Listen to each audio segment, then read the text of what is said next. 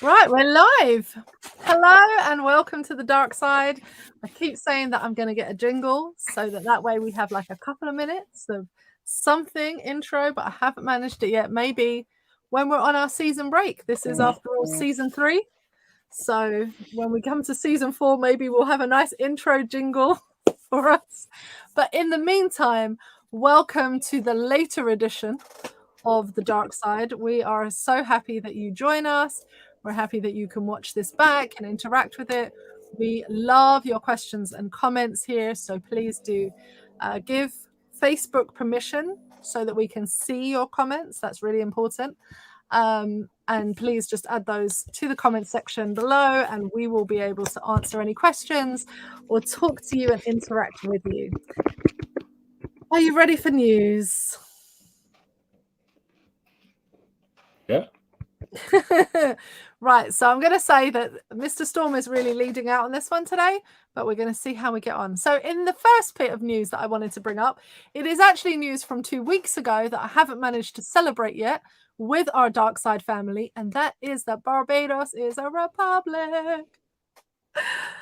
Oh, such a joy. So, see, we get to celebrate this joy. But on the back of that, of course, Samoa has its first female president. That's really cool. Yeah. Yeah. It's good. It is and good. Barbados' first president is also a woman. That's right. The president of Barbados is a woman. And I have to say, I said this to someone, and what I love is that they honored Rihanna. And I love that so much. Obviously, she's from the island. She is the island girl. She is the, kind of iconic figure that people will think of when they think of Barbados is the singer, entrepreneur, and businesswoman Rihanna. But what I love about that is normally within these types of places, there are cultures that would say that women who are sexually liberated would not be celebrated by the establishment, and her being just celebrated as human, as brilliant, as a great ambassador for her island, as one who comes and gives, and her philanthropic work is well known. I just love that they celebrated her. It makes me happy. First act. So I'm very happy. I'm happy today. So there's that. There is Julian Assange. So High Court ruling that he can be extradited. So that's news in. Always an interesting topic. I'm not sure. Did they rule that he could be extradited, or was it simply one of these procedural things that seemed to move it towards the increased possibility that he would be extradited? I don't know. What I now that you've said that, I'm questioning my knowledge of whether it was possible or not. I'm now furiously looking to see where is the story so that I can tell you the exact wording. But what I find really interesting is that the US doesn't extradite its people to anywhere else, but they do expect you, as the rest of the world, to extradite to them. So I find that quite interesting, and I find that quite hypocritical. Yeah. Right. So it was that he could be extradited. They won their appeal case. Yeah. That's what I thought. I'd literally just got it up at the same time by some miracle. Yeah. I think for me, it's interesting because, of course, this conversation about extradition to the US has come up time and again. And I don't know if our viewers will know this, but a few years ago, there was the case of the neurodiverse young man who had hacked into one of the Department of Justice's websites to prove it was the Pentagon's website to prove that there were major flaws that they needed. So he had a reason for doing it, but they were trying to get him extradited, and the case to not have him extradited was so harrowing. It was so, and the crime, so to speak, was committed on British soil and could have been, as far as all intents and purposes, could have been served out here. But the the fever with which the United States goes after people who are not their citizens, who so-called commit crimes against them, is quite disturbing, especially when they have the most people locked up in the world, the most people killed by that system. They still have the death penalty, which most Western countries do not have. It's quite shocking, because you think those are all reasons not to extradite to your country. Your country people don't serve well under your legal framework as it is. Right.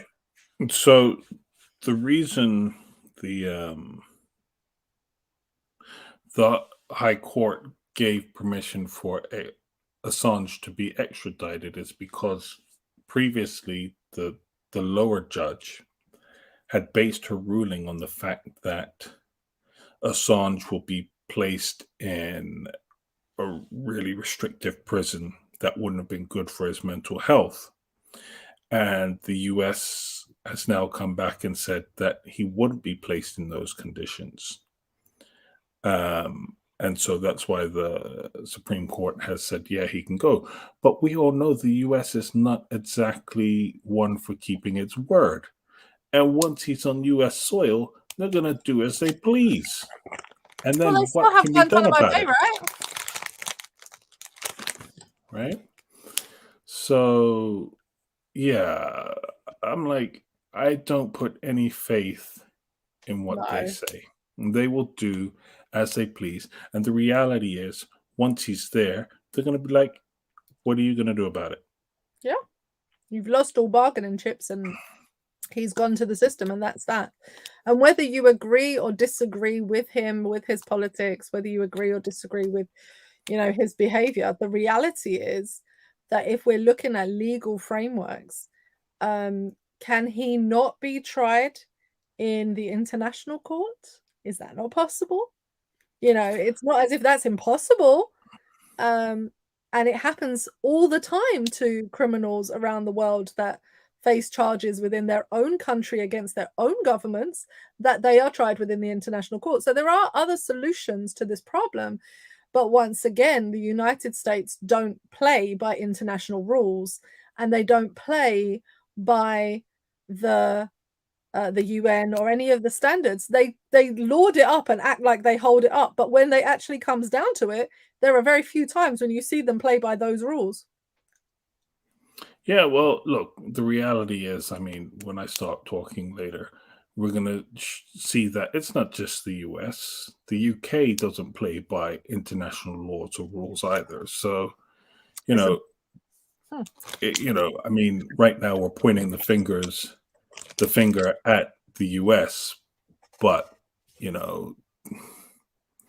that's not the only finger we're pointing here. Of Brexit, isn't it? The whole thing of Brexit is that the UK don't play by by the rules. But anyway, so that is our two of our stories. The third story, and I don't know if I cannot remember now if this is our main story or this is just the third story before we go there, is that Boris Johnson's government are yet again in another mess, and this time it is absolutely shocking that people, I think, it's not shocking, it's just, it's inevitable, and it's just absolutely understandable that people are defending this man and his actions. Like, it really is really quite frightening that people can be so blinded by their own priorities that you don't see that this man means you no good at all. And so looking at the last week of Boris Johnson in the UK, and what he ended up defending was, there was a news story that was leaked of a recording of his cabinet members talking about a Christmas party. They were talking disparagingly, they were laughing, they were taking the mick, saying what they basically could get away with and no one else could, because the country was at the height of a lockdown last year when Tory government were having a party. And he went into Parliament as if butter wouldn't melt in his mouth, without a care in the world, and continued his usual, oh, well, bumbling mess. And what I think is more frightening is the fact that people don't are just not responding to it. It's like they're so unbothered by the fact that their leaders are completely taking the mick out of the system. Look, you know my view. I've always described Boris Johnson as Donald Trump light. And you see similar attributes and behaviors and characteristics. And Boris went before Parliament, he went before reporters, and he denied that this ever took place. Yep. That there was ever a party that took place. So he's telling you, don't believe what you see with your own eyes, which is government ministers and his personal spokesperson mocking and making light of the fact that they had a Christmas party whilst the country was on lockdown. And they were saying, well, they were making fun of what they would possibly say should it come to light. Okay. But that's exactly what Donald Trump has done on everything. He's denied everything. He's lied about everything. And what you see with Boris Johnson and his government, and what you saw with Donald Trump and his government, is that they will lie and deny until they stumble into a new mess, a new predicament, in order to take away attention from the predicament that they were in. So expect this to go on, and Boris to lie and deny until some new thing comes up. Yeah. And it's like some new shiny, sparkly toy. Hey, look at this one over here. So you forget about the one that's on the other side. Well, and in the case of Trump, it seems as if at certain points he was creating more mess to distract from the previous mess. Yes. And with Johnson, you can't help but think the Christmas party was a year ago. So how is it that this is suddenly getting leaked now? What mess was going before and what mess is to come next? That this is what we're going to, this is what we're seeing right now. It just like, oh no, like this is just going to go from bad to worse, isn't it? And we have had a rough year with the British government, without a shadow of a doubt. Right. But I think this what you raise is actually quite on the nose, because what you find is that every time Johnson's government is embroiled in a scandal like this, they use it as cover to introduce some form of draconian legislation. So earlier this year, you had the crime and policing bill. And I've forgotten which was what they used for cover of that was their response to the Sarah Everard murder and how they responded to the vigil. Yes, right? That's right. And then defending the police and everyone's going at the police. And whilst everyone's focused on what's happening with this, they're introducing the crime and policing bill, which increased police powers to stop and search, which undermined the ability to protest. So for example, if you protest and your protest is loud enough that it might, now it doesn't have to, they just have to believe it might cause someone to feel uncomfortable. Oh dear Lord. Which is the whole point of protest, you can be charged. Right? So but the reality is, who's that going to hit the hardest? Because like a black person can sit silently and be the loudest person who disrupts a white person. So who's that really targeting? Do you know what I mean? There's a kind of overtness of it, which is obviously that protests are meant to be loud, they're meant to be disruptive. That's the point of a protest. But the way that the actual wording is at such that you think, oh, hold on, are you targeting through language certain groups that like women are overly emotional and women are loud and women are blah, blah, blah. Okay, so that targets women. Black people can't be quiet. Yeah, Just but by breathing, by virtue of being alive, that protest is too loud because somebody will feel uncomfortable. But this is what you have to understand. It targets protest full stop. Because Yes, it does. anytime you get a mass of people, there's going to be noise. So even if we all spoke, at a regular voice level, just simply the amount of people there would generate the noise. And that in itself would be enough reason for the police to shut it down. I feel like everyone at that point should have gone onto the street and held a silent protest. The entire 67 million people of the UK should have been like, oh, that's what you want to do? We're all going to come out on the street and protest your bill by just holding a silent, take up every space in the street protest. You know what? That's not even the best way to hold a protest, if you ask me.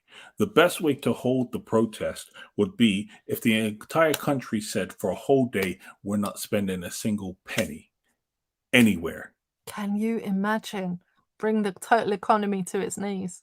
Praise Right? God. Hallelujah. As I said, then you will start to find that the wheels start to turn and change things, right? It's Once you changing your start hitting them, favor, they're not. right? Once you start hitting them financially, then things will start to change. Absolutely. So the cover, which leads us nicely to the what is the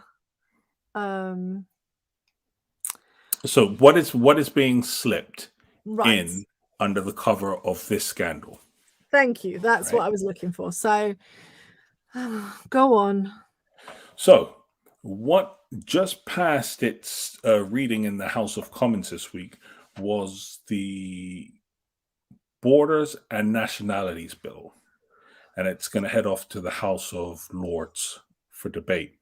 Now, this passed, let me see, I should better tell you by how many votes. It passed the House of Commons by 298 votes to 231. Okay. Yeah, so the passage of it wasn't as straightforward. The Tories, I believe, have a larger majority than that. So I think a couple of Conservatives voted against it, and pretty much everyone else voted against it, but they have a large enough majority to carry it through. Now, the Borders and Nationality Bill, before I tell you some of the stuff that it is supposed to address, I just want to make it clear that the brunt of this is to be borne almost exclusively by people of color and can affect up to 6 million people. Now, remember, this is almost exclusively people of color that this will affect, right? I also want to say that I think actually it's quite heartless when I get into the details of it, that this bill is being brought at this time when just the other week 27 people lost their lives trying to reach the UK in a dinghy. Listen. Nothing good is going to be said. So I hope that you're here for your education. If you have questions, please do pop them into the comment section. If you have something that you'd like to add to the discussion, please do. But we're talking about the landscape of UK politics. Of course, we like to give you a European edge here to help educate you on what's happening outside of major conversations on the dark side in places like the USA. And what Mr. Storm is presenting today is talking about the way that the UK government are patrolling and are changing legislation in government, in parliament, so through elected officials. If I look at the numbers, they were a 364 majority. So yeah, it's quite disturbing how close they are to getting everything they always want. And there are two tiers when you are voting through a new piece of legislation. One is with the first tier, which is the House of Commons, with the parliamentary people, but it also goes to the House of Lords, which is a whole mess in and of itself, but it's a different part of the system. And then, of course, the Queen adds her signature to it.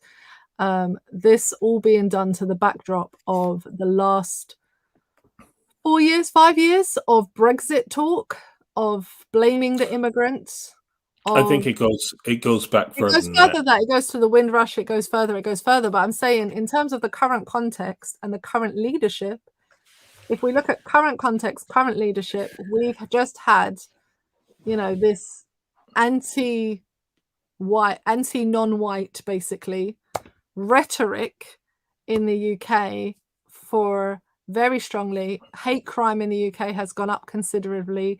Race crime, crimes with racial stuff has gone up Well, considerably in this I last just period. I just want to say it's not just anti non-white. I think it's racism and xenophobia. It's anti anyone who is not Anglo-Saxon, Yeah, yeah, right? Because the Irish are still getting it in the neck from the English, right? The Polish are getting it in the neck, you well, know, yeah, so I think actually it's deeper than just being, anti people of color. It's very yeah, much a xenophobic it narrative is that's a going on. xenophobic, yeah, But the reason why I think it's important to bring out the fact that actually this is a longer thing, it's because what it does is it highlights the ideological belief within the Tory party itself, yeah, right? And a couple of episodes ago, we were talking about the Tory party, and I told you historically they were the ones that went around and put up the posters that said, if you want to N for your neighbor, vote yes, Labor, yes, yes, right?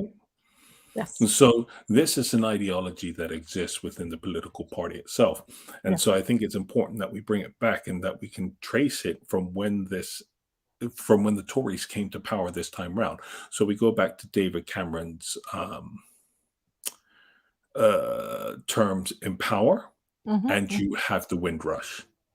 You then have Theresa May as Home Secretary. She later goes on to become Prime Minister, but she is the author of the Hostile Environment Policy and oh, was sending vans around to Black mhm, neighborhoods and housing estates, council mhm, estates, mhm, saying, with the message on the side saying, go home, right? And now you have Brexit, which is being presided over by Boris Johnson, and the introduction of this nationality and borders bill. And I think what it does is it highlights actually that, it doesn't matter who's in power, mm, as long as the Tories are in power, there's an ideological belief that underpins their actions, the narrative, the rhetoric, and their course of action. yeah. And you can, as you say, go back every single Tory government. You could go back to Thatcher's government, go Mhm. back to Major's government. You can go back and jump again.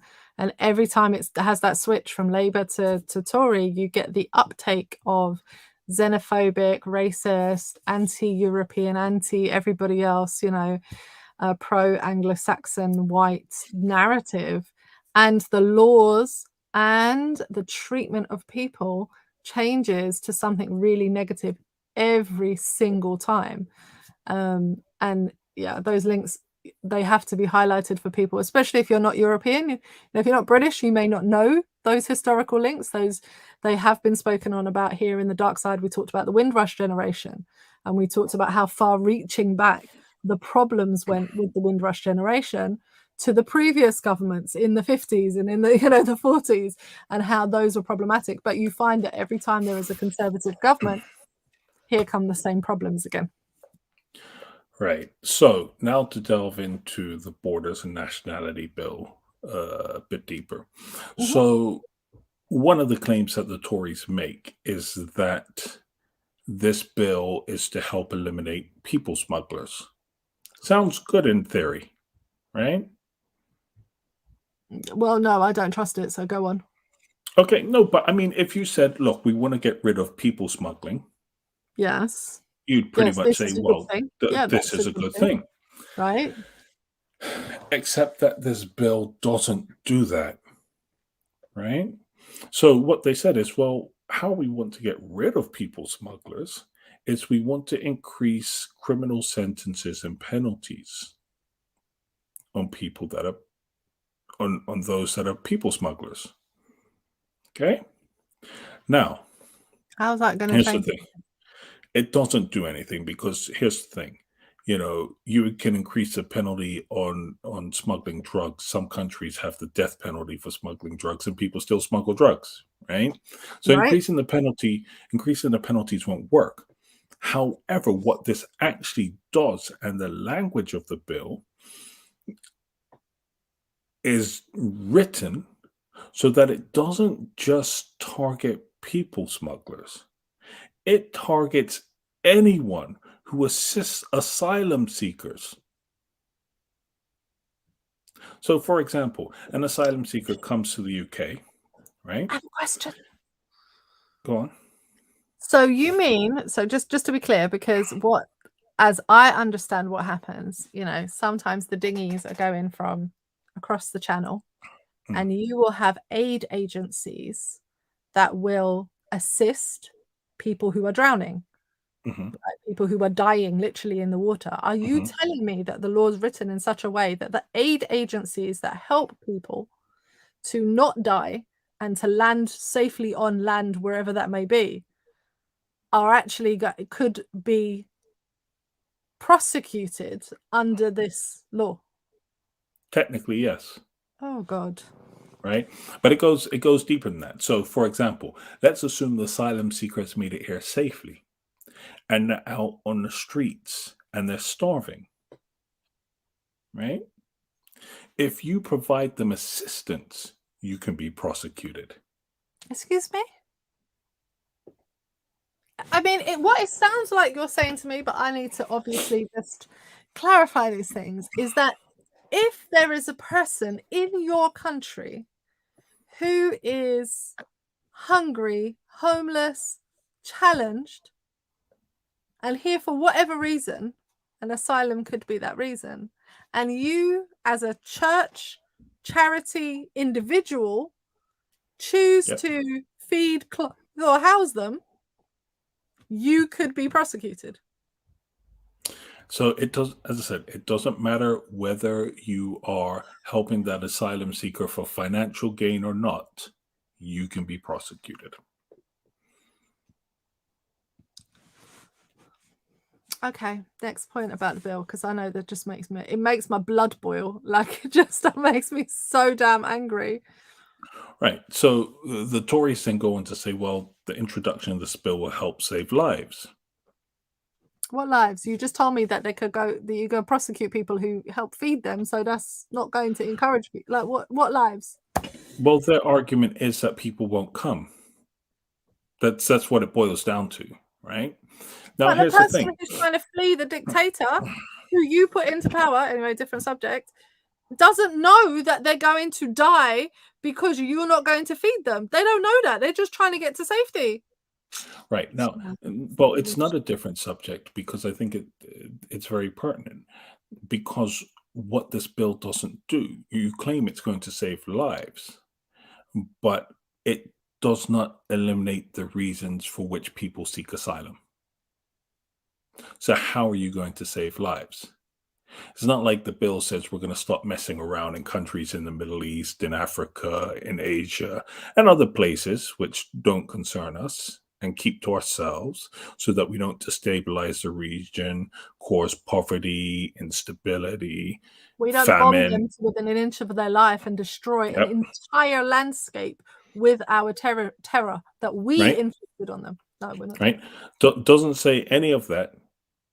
Right. So it's not taking away the reasons for which people seek asylum. So it's not going to save lives. And it will not stop people from trying to cross over into the UK. What this bill does is criminalize those people, Yeah. Well, yeah, right? obviously. Um, because this bill provides no safe alternatives for people who are seeking asylum to enter the UK, right? So the only way left to them is the illegal people smugglers and the dinghies and however else they might choose to make their way across to the UK. And this becomes a problem, and it won't save lives because under British law, asylum applications can only be made in the UK. So you have to reach the UK in order to legally make an asylum claim. Okay, so I just want to point out the irony of that, as a British citizen, of course, because I find it quite ironic that that's the rule. And yet, if a British citizen gets stranded anywhere, of course, in any country, we could just step onto British soil by going to the consulate. So how come the Mhm. consulate just isn't that place for an asylum seeker? Why can't they Because just go to the British consulate? because because typically Suddenly you that's have not to British? because you're not British. Typically you have to prove that you're British in order to get onto the soil, the consulate grounds. Or you have to have a legitimate reason for going there. Yeah, Sometimes there'll because be I'm seeking yes, asylum from your right, country. but you have to prove that. How am I gonna And prove so that other than the telling you that my country's a mess and they're trying to kill me and I'm here with nothing? Like, what right, do you want me to do? Grab and the that's the dictator whole and point. drag him there with his ear? So the whole point of that is that actually the process of trying to prove that leaves you in a place of danger, and sometimes when you have to flee immediately. You don't have time to pick up documents, to pick up anything else. Sometimes you just need to run, Well, you you see know. them fleeing and you see that one of the things that bugs me about the whole asylum conversation, I think, is that by almost labeling people, we've dehumanized them. And so we don't really take into account that it could be your doctor, it could be your school teacher, it can happen to every and anyone, and does happen to every and everyone. They have degrees, they have qualifications, they have a life before whatever is happening to them happens. And that's why they end up in this position of Well, being completely dehumanized, like this is, I think, one of the saddest things is that people who pay people smugglers are exactly the class of people that you're speaking about. They are the doctors, they are the lawyers, so the highly educated people. Why? Because they're the ones that can afford to pay the fees to the people smugglers, right? right? And when they get And to the country, they're gonna be able to find work and do the thing they need to because, of course, they have qualifications. Well, unless you come to the Netherlands, that's really tough here, but well, no, even when you go to the UK, most of these people don't work in the fields in which they are qualified. mm, It's very much like the Windrush generation coming to the UK. Most of them didn't work in the fields in which they were qualified, yeah, right? yeah. Um, so the bill goes even further, though. And so, I guess as I worse, actually. yes, it does. So, as I said to you, the only way to make an asylum application Is in person is on English soil. But right. English soil only counts as on British soil or whatever, but that only counts as being in an actual country, not in a, what do you call those things now? Consulate. No, you probably can. The problem is getting into the consulate to make the application for asylum, right? Is this why in the movies they always just run down the door and then once they're in, they're in? Pretty much. You Oh, have to get onto the soil. If you're not on, then they don't have to process your don't application. isn't is There's nothing. like so I have like a UN question about this or a Mhm, world kind of because the UK is not the only country with this rule. This happens across, like we know the mhm. USA is the same and other countries.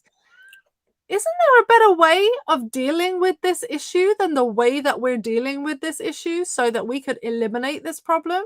If people are able to go to a consulate and make an application, would that not just eliminate people smugglers full stop? Because you could go make your application, the government could process it that you apply to. If you're not successful, you go to the next consulate maybe, or you provide more information, or there's a legal way of doing it that doesn't involve me having to break into, force my way onto some kind of land that somebody else like there should be a way to just make an application, right? In some ways, yes, you could argue in some situations that will be possible, but it's not plausible or possible in many applications, I think, because often refugees are fleeing war zones. Yeah. And but typically consulates will leave, embassies will leave war zones. No, So but there's what I'm nobody. saying is that often people have got to a landmass, whatever that Mhm. landmass is. They've gotten Yeah. out of their country and they've gotten into Okay. wherever. Right. Could they not go to wherever's consulate and speak to the person, just fill in a form, present any information they have about themselves, passports, documentation, whatever they have, if they've managed to get it, Mhm. and go. Is that not a better system worldwide to have than the border issues in the UK, the border issues in Poland, the border issues in Turkey, the border issues in Yeah, Greece, the border issues in the that USA? I mean, surely that this is just better. but that it might be better and it might make sense if people were actually interested in solving the global issue of refugees. Because Oh, think about it, okay. you have a refugee camp. So you could essentially just set up an embassy from each country at a refugee camp and have people make the applications there and do it quickly and easily, right? Right? I mean, admittedly, there's logistical problems to be solved, but they could be solved. Um, but there's no real interest in solving the problem. Okay. Oh, okay. So only Um, me then. right. So the bill includes measures to penalize refugees I'm for, sorry, what? wait for it, for beginning the journey or entering the UK without prior permission. Now, remember, you can't make your asylum application until you're on UK soil, Oh my God. It's not draconian. It's not, this is evil. That's right? really evil though. Now, oh, you think that's evil? I haven't told you about the punishments yet. They're going to return you to your dictator so you can get killed there. No, no, it gets worse than that. They will delay or deny family reunification. I'm sorry, what? It sounds like you said they're taking children. No, they're just telling you, okay, you've made it safely. We have to process your application, but yeah, we're going to deny your family's visas to come and join you in safety.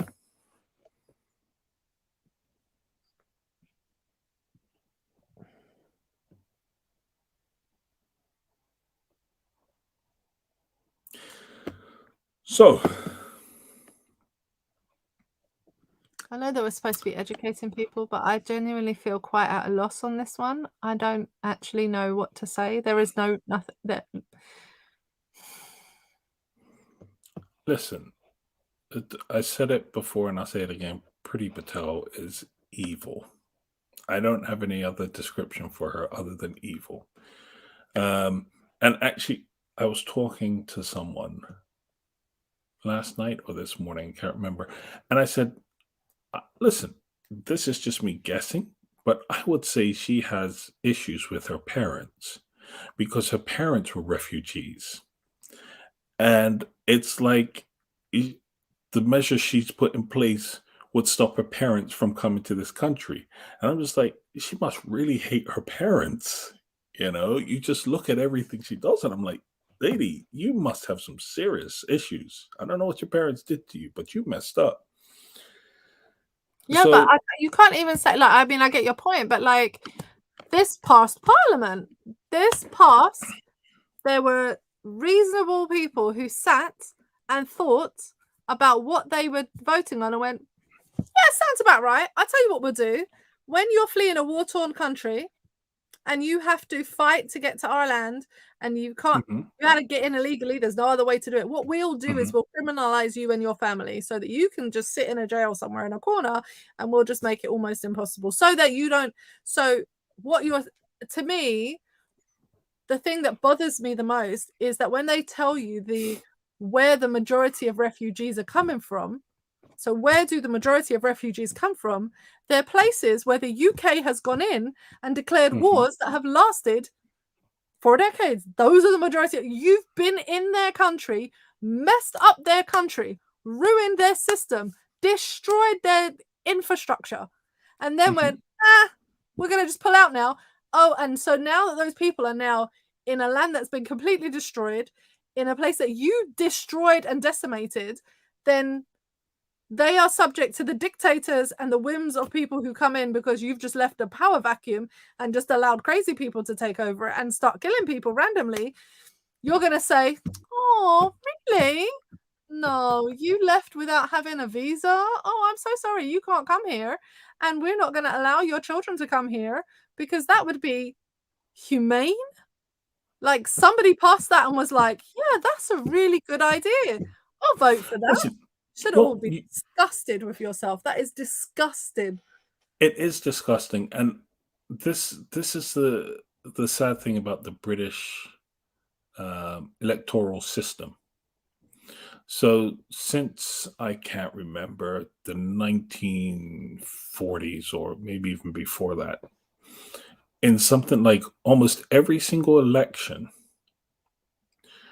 besides 3, I think it's 3, might be 4, the British population has voted for a left-leaning government.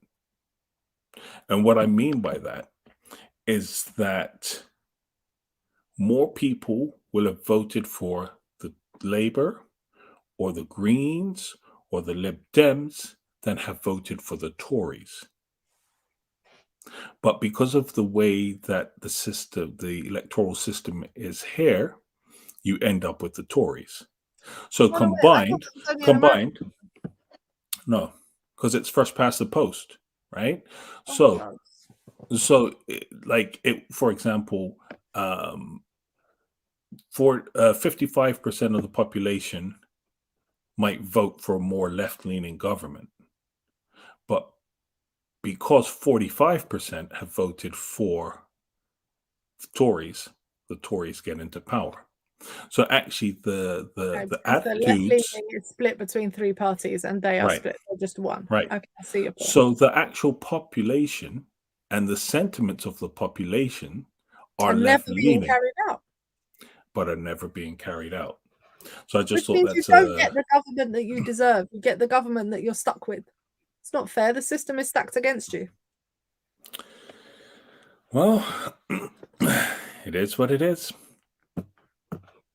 You know, I'm very upset by this dark side. Continue on. I'm sure somebody will add a comment that will help me be less upset.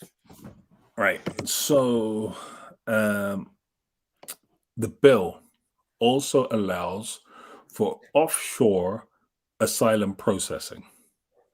Okay. That sounds great. What does that mean? Tell me how, and there's a question. So what that means is, because you can't make an asylum application until what? You land on soil. You're on UK soil, right? Okay. So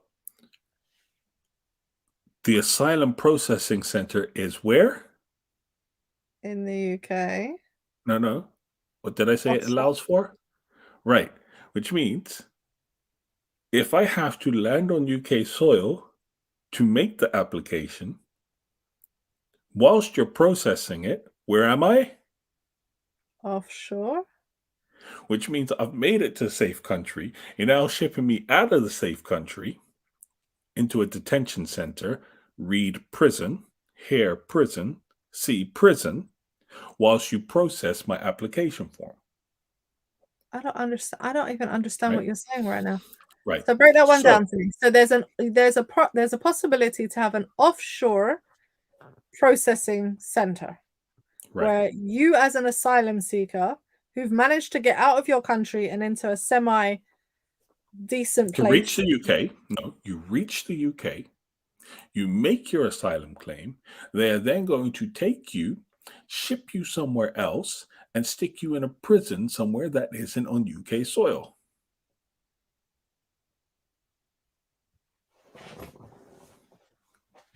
Sorry, I don't think I quite understand what you're saying, because I really don't. No, you do. You do. I really can't. Offshore application doesn't, in my mind, means that there's a center in Offshore Paris, processing center. right? That center in Paris, in Calais, in Dunkirk, and wherever, that you would go to and you would make your application and you would just wait there while they do the process. But what you're telling me is that offshore means that once you're in the UK and you make the offshore application, you get shipped to a detention center in another country to wait while they process your application. And if we say detention center, we know that means prison. You're not free. You're just going to be locked up in a cage. Well, you might have holes and stuff that you can, but essentially it's a prison. Okay, so what does this mean? You're now out of sight of the British public. It's like Guantanamo Bay or something. What the hell is this? Yeah, pretty much that's what it is. So you lose a lot of the media contact you would have. So when the government starts doing a whole mess, a whole pack, who's there to see it? Who can you tell? Nobody. Because you're in a prison somewhere where they got you locked up and control your communication and your contact with the outside world. Well, they haven't decided yet. But you have to remember, the bill only allows for this. So there's probably things in the work. But this is based off of an Australian model. So Australia already has this in place. I'm sorry, what now? This is normal in other parts of the world? No, it's not normal. It's normal for Australia. And if you take a look at any of the wildlife that comes out of Australia, that tells you all you need to know about that country. Because everything in there trying to kill you. Including the government, apparently. Everything in there trying to kill you. I'm so shocked that this is what that means, to imprison people who have fled their country. I said, do you know, if I could tell people not to come to Europe, it's really not a great place. I know that it seems like the West are putting out that propaganda, but please don't. They're going to treat you awful. Right. So the claim is also made by the Tory government, okay, that this bill decreases bureaucracy, right? If you have to ship people offshore to a whole other prison, what do you mean it's going to decrease bureaucracy? It's going to create even extra layers of bureaucracy. Whole countries of people have to be employed now to go deal with this situation that you made dismiss. Absolutely, right? What are you talking about? What the British government claims, this is what they claim, is that the asylum system cannot deal with the current level of asylum claims and has a backlog. Right? Is that only, they only have a backlog because they ain't doing nothing? Right. It has a backlog, and that backlog is by design because Britain takes less asylum seekers than France or Germany, for example. Right? It takes less than anybody. How you don't process the ones you got? Right. Okay. So you have to understand that this whole backlog is by design. The bureaucracy is by design. And as you said, if you have to have offshore detention centers, you're only increasing your bureaucracy even more. Right? Because that's just more levels of paperwork. They also claim that it will decrease the cost to the taxpayer. How are they going to decrease the cost? How? Tell me how. When you're making whole new criminal cases out of things which require whole new systems to put in place, when you're actually going to end up, what they're going to do, you come and use the Netherlands prisons that are now empty because we're doing crime in a different way. Go to Finland. You're going to have to pay those governments to use their prisons to imprison people that could well be free and being productive members of your society and paying their taxes and doing that. How is that going to be cheap? Foolishness. They think we're stupid. Right. So, as you've pointed out, they might have to pay other governments to house people. but there will also be increased costs for legal aid because of the amount of legal challenges that are going to come out of this.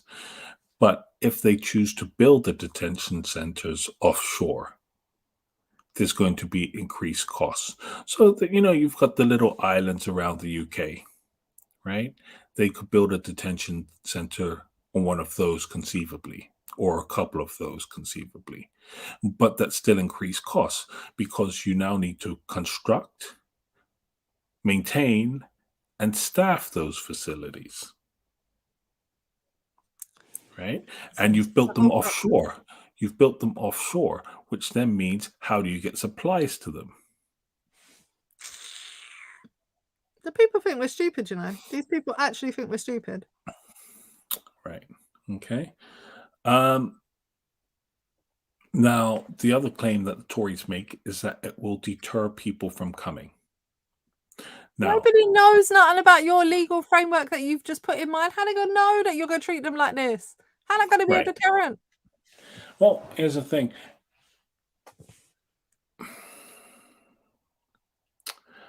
I don't understand how this is a deterrent.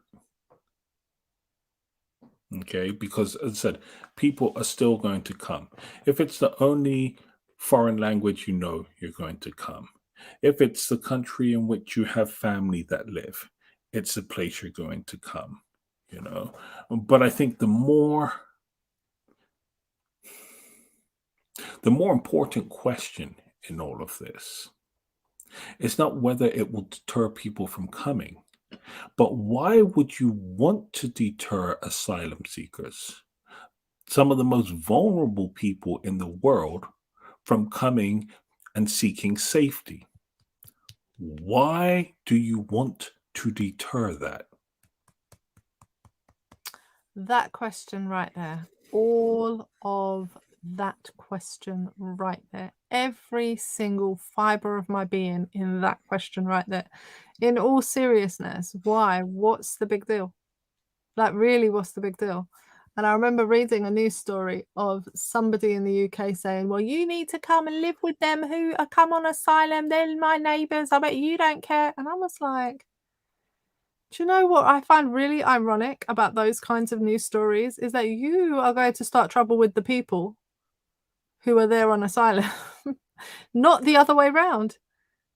The first stones thrown are always by the indigenous population. Go, we don't want you, go home, blah, blah, blah, blah, blah.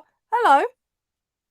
You think they're not going to be hostile and worried and concerned and want to keep away from you if the first things out of your mouth are get out our country and you listen, I lived in neighborhoods where they put firecrackers through the front door to, blow up your house and make it go on fire, etc., etc. Like, let's not pretend that Listen, the first stones weren't thrown by you. Come on now. listen, forget that. I'm just like, y'all ain't well in your head. I know a few asylum seekers that fled war-torn countries, right? That saw some things and they weren't well in their heads. And I'm like, if you really want to start trouble with these people with some of the things they've had to see and do, yeah, all right. You do that. I just gonna stand way over here because these people ain't right in their head, right? And I'm not saying that to disparage them because they went through some They really went through traumatic hell. stuff, Yeah. right? But what that means then, because of the things that they've seen and they've done, they're not clicking. Not everything's working as it should be working. So when you mess with them, they don't have an off switch, I right? You mean, leave should them they have alone. a switch? Listen, as I said, I know there's one Somalian guy.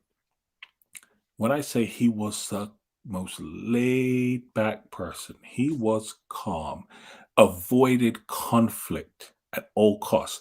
And I would say his aversion to conflict is probably because of the things that he saw and went through. Yeah. But when you triggered him, it was lights out, game over.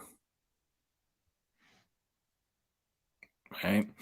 So I'm just like, look, yeah, when you go start trouble with these people, just realize you don't necessarily In fact, no, it's not even you don't necessarily. You don't know who you're messing with. No, and I think there's a deeper point to be made that, when you're when you're that angry about someone coming to live in your neighborhood and they're taking your job, all the rhetoric that we've heard out of the UK, firstly, you are the one creating the hostile environment. That's the first thing. Secondly, the person is allowed to have trauma, PTSD, mental health issues. They've been to hell and back. Shouldn't it be that when they come to a place of safety, that A, they're safe from your mess, but B, they're free to get the help that they need in order to get their life back on track? These will be people who need to have PTSD therapy, EDMR therapy, and all those different kind of trauma therapies in order that they can heal and not continue to perpetuate that trauma in their own lives, families, and on their children and as they continue to set up their new life. And of course, I think, well, I won't say we all, but a lot of us know many asylum seekers who go on to do brilliant work, become politicians even, do all sorts of things with their life. But it isn't without its challenges. They've been to hell and back. They've been in a situation which is literally life or death. They've seen and had to do things in order to escape that have left them with trauma. If you can see that a veteran has trauma from being in the same environment as the civilian, then I think it stands to reason that there should be something that allows that person some grace to deal with their traumas. But the reality is that in most cases, the indigenous, I say that within quotation marks, but the host population, maybe that's a better term, the host population make it a hostile environment. So they've fled somewhere thinking that they're going to get to safety, and then when they open their doors, there's spray paint and there's violence. I mean, the stories of people being kicked, beaten, spat on. This is trauma that you're enacting upon people. Why? Because it makes you a little bit uncomfortable to have someone from somewhere else living next door to you. Get over yourself. Like, what are you? You're not the center of the whole entire universe. It's not. Where is your humanity? Right. And so now we come full circle. Okay. Because we segued into this talking about the illegality of some of the actions of members of Boris Johnson's government. As a side note, I don't know if you saw Dominic Raab. I tell you, the guy is comedy gold. He is he is a joke that just keeps going. So he made a statement regarding the party that has allegedly happened, and he was asked about the police investigating it, and his response was, I kid you not, typically the police don't investigate things from a year ago. I'm sorry, what? Yeah, that was his response. So think about it. You kill someone and the body's not discovered for a year. The police aren't going to investigate that because, according the guy's a joke. Not well in his head. This man is not the well guy in is his a joke. He really is a joke. What is But that? anyway. That's not even a sensible, what is that comment? Right. So we come back to the illegality or the illegal actions of Boris Johnson's Tory party. And this bill seems to break international law, specifically the 1951 Geneva Refugee Convention. Okay. I'm not gonna like what you say next, am I? It arguably breaks the UK's obligations under the Convention of Rights for the Child and the Convention on the Reduction of Statelessness. Right? Oh joy. So as I said, for all the things that we've listed on the Geneva Refugee Convention, the fact that it makes it almost impossible to claim refugee or asylum status in the UK, that it criminalizes in many ways the process of doing that. And all of these things, as I said, it seems to be illegal. And this government has previous on breaking international law and conventions. They did that over Brexit, They do it on a regular you know, basis. Like that's their, you isn't know. that their like common MO?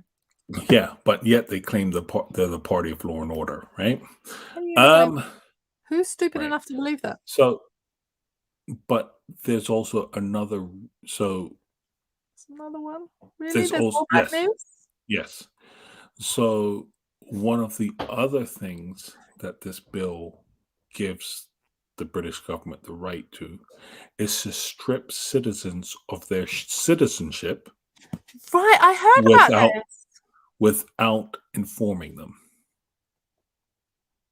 I can't even with that. Like I thought the whole Shamima Begum thing was bad enough, but this right here, what do you mean you can just strip me of my citizenship without informant? So like I go to renew my passport and all of a sudden I'm not a British citizen. And why? What grounds?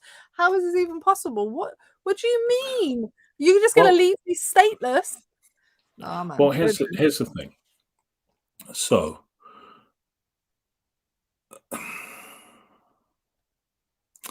with this, it gets worse. So you could be out of the country, you go to return, and then they'll just be like, "Yeah, sorry, you can't come in. You're no longer a citizen." That's the sort of mess that they would pull. Um, but why would they not inform you? Because they're wicked and they're evil and they're Right, hoping that you could be left stateless somewhere and then become nobody's problem and die in the hole that they put you in. right. Is that So here's the melodramatic or thing. is that just the right amount of Well, melodrama? no, I mean, like they give reasons such as reasons of national security. Um, what was the other one they gave?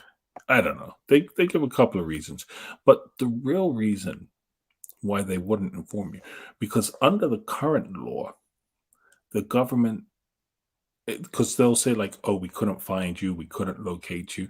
Under the current law, the government just has to send a letter to your last known address, right? So, but as I said, they're seeking to change it so that they don't even have to do that, right? But why would you do that? Why would you not tell people you've taken away their citizenship? Because you're evil. Yes, but there's another reason. There's a legal Oh, reason. Think about it. I don't want to think about it. It's horrible. Just tell me the answer. Because you have a statutory appeal period. And if I don't tell you about it, what No happens? right of appeal. You lose your right to appeal.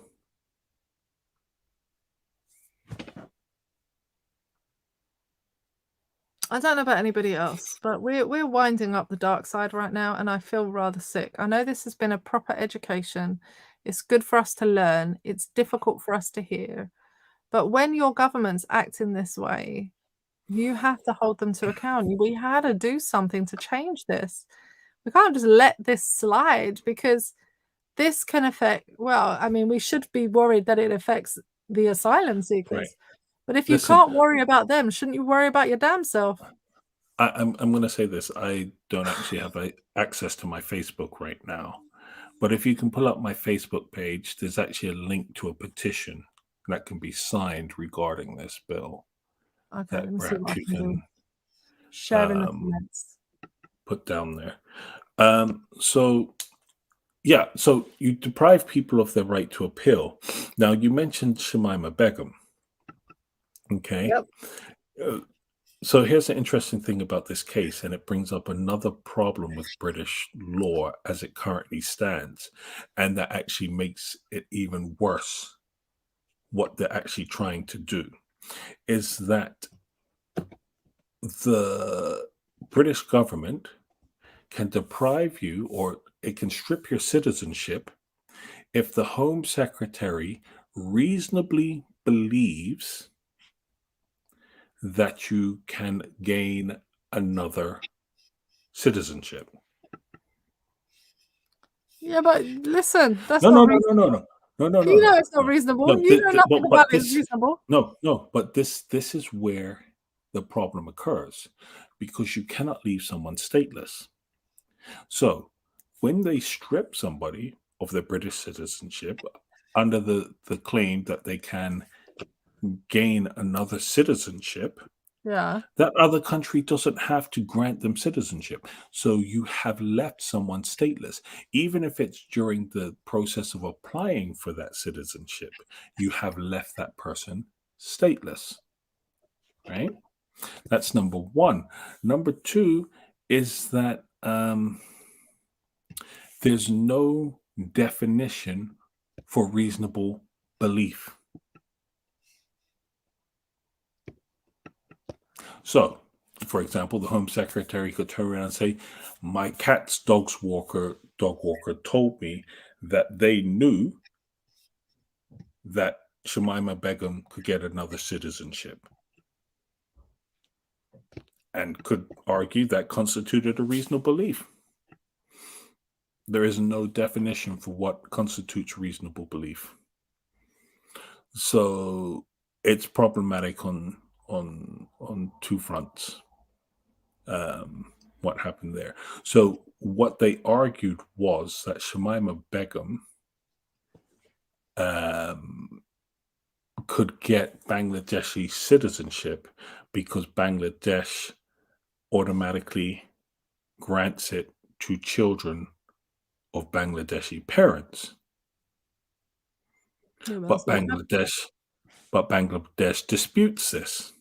So she's currently sitting in the citizenless or stateless status. And whatever you think of the criminal or non-criminal actions, that's your opinion. The fact of the matter is that you should have a state somewhere. And even if that means you go back to your home country and sit in a prison there, you should have a right to be in your home in whatever country. Yeah, Like, you can't just strip a person of their citizenship and be like, not my problem, haha, and walk away. You know, what is that? It is your problem. Deal with it. You can't just leave it. Where are you leaving people? That is but I exactly think, your problem. Deal with your problem. I think it's And it it's just more deprives the insidious than person that. of their legal right. Like, she's not convicted of a crime at this point. What's the No, crime? Like, no, where's you've just punishment with no, you can't laugh at the USA and how bad their justice system is if you have exactly the same system in your country. right? As I said, I think it's a lot more insidious than that, because what what the British government has done with Shamima Begum is wash their hands of her. Yeah. And in doing so, they're sweeping their own failings under the carpet. Because That's what I what said. country was she born in? What country was she radicalized in? What country was she groomed in? What country did she manage to leave as a minor to go to a war zone? Right? We can tell you it's all the UK. Okay. But now, by just saying we're taking away your citizenship, you can't come back here, that story doesn't get told. No. And that's the point. Like, that is exactly the Yeah. point. You're not taking and that's the point I'm making. You're not taking responsibility Mhm. for your mess. It's your mess. Whatever, Yeah. like, people, you can come in the comments to me and say, "Oh, but this, that, and the other, criminal, criminal, criminal." What trial has she had? Where has she been prosecuted? Where has that gone through? Have we tried and convicted her of a crime? No, we've decided she's criminal. One person gets to decide she's criminal, strip her of her citizenship, and go, we don't want to deal with that mess. We'll just let the world get on with it. Ha ha ha, not our problem. And turn a blind eye to the fact that it's the home country that has the issue. It's the Yeah. UK that created the monster. You created the problem. You created the perfect storm. You allowed a minor to try. Like, how many Yeah. times you fail? Right. So now, considering all of these things, how badly they've messed up, they see her as a problem.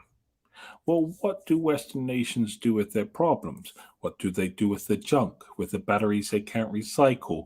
All of these things. Where do they go and dump them? in developing countries. So, essentially, what they've said to Bangladesh is, we created a problem. Here you go. You can have Yeah, it. you fix it. You try and work out how to deal with it.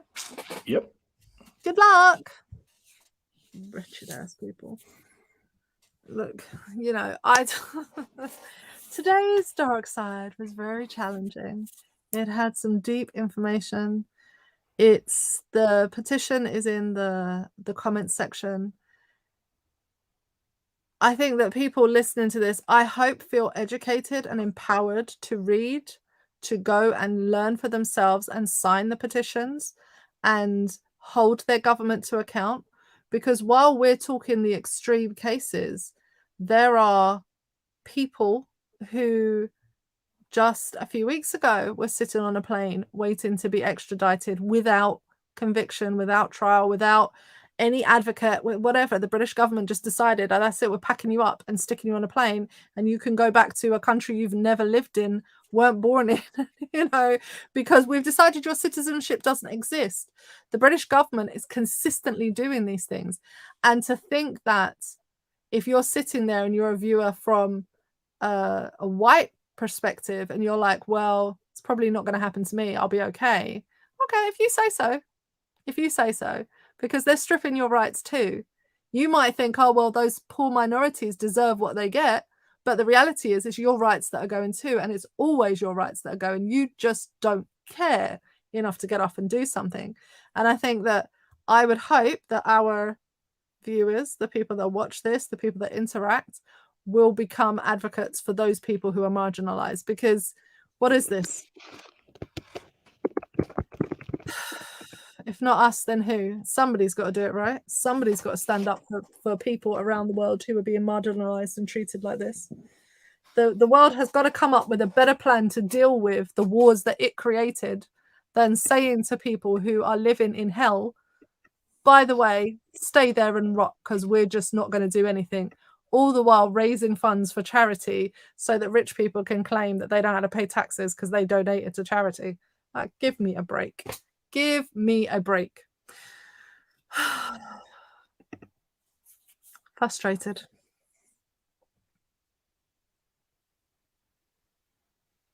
So that's the end of the dark side, right? Yeah, that's pretty much Borders and Nationality, or Nationality and Borders Bill in a nutshell. Right, well, I won't be sleeping easy, I'm sure. I will sign the petition. I hope our viewers sign the petition. I hope that people raise awareness on this issue and, you know, look beyond the prejudice you may have or that has been branded into you, and look into a situation and see the humanity and the dignity that's being stripped from people by doing things in this way. The British government want to talk about, you know, we are international, we want to build relationships around the world, and we want to have this. Really? When you're burning every bridge that you have for actual human beings, you only want to get rich and make your pockets rich is what you want to do, not look after the average person.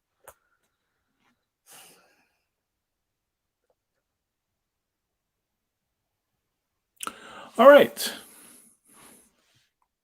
Next week is our last one